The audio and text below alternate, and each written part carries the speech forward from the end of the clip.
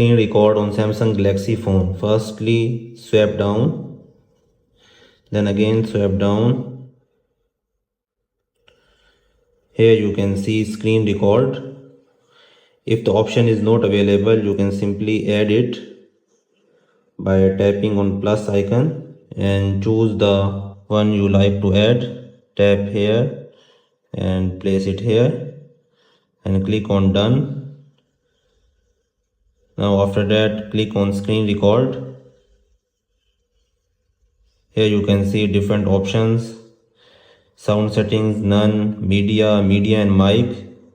Tap on media and mic. You can enable or disable this option, show taps and touches, and then tap on start recording. Skip countdown as well. As you can see, it is recording a screen. You can pause the recording from here and then resume it again from here. If you want to stop the recording, you can tap from here.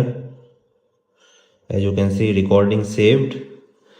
To access the recording, you can simply go to gallery. Here you can see screen recording. So this is it for this video. If you found this video helpful, hit the like button. If you have any questions, you can ask me in the comment section below.